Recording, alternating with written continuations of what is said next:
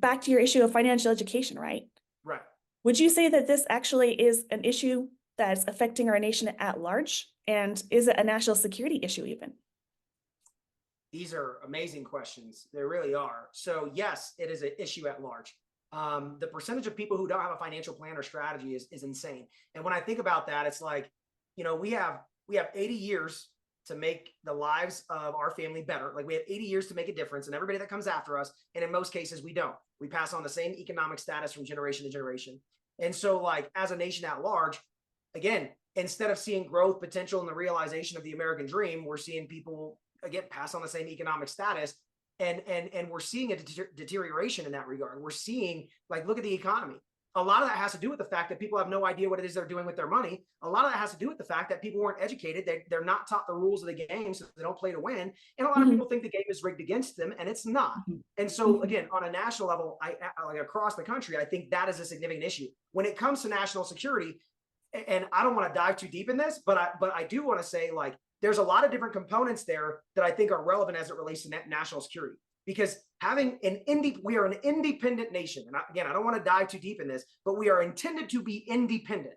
When we become dependent, we are sacrificing the security of ourselves, the security of our family, and the security of the people who rely upon us. We should be independent. If we don't know how to establish that independence, especially from a financial perspective, then once again, we will be required to be dependent. And that puts us at a significant disadvantage, especially when it comes to national security.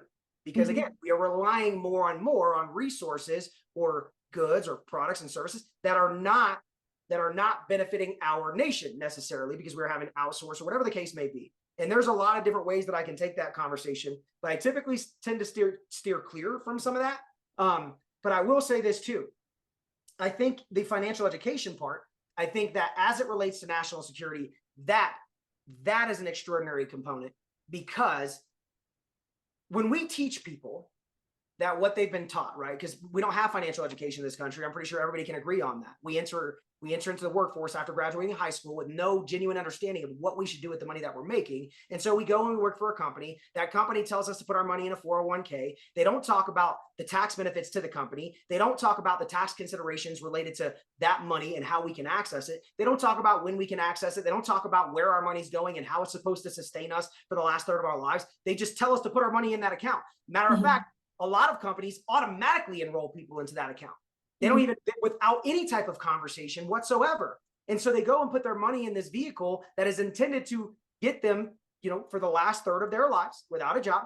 And it not only is it not, but helping educate people and helping them realize, like, hey, here's some of the things that we can do to supplement that, or to replace that, or to make sure that you have the retirement that you need.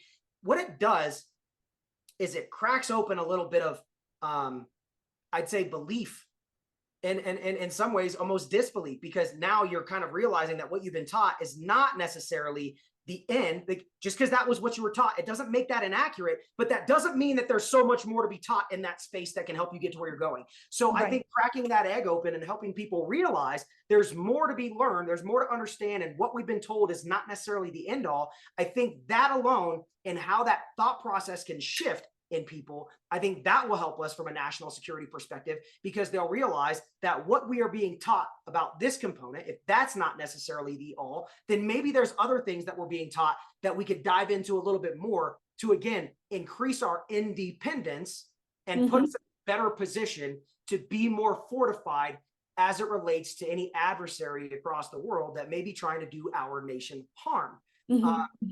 And again, I could talk about that all day. I try not to dive into some of those concepts, because we're dabbling into territory where people, they may feel alienated, or they may feel like that's not a conversation they're equipped to have. And at the end of the day, my job as a financial professional is to understand where people are financially. Where are you at?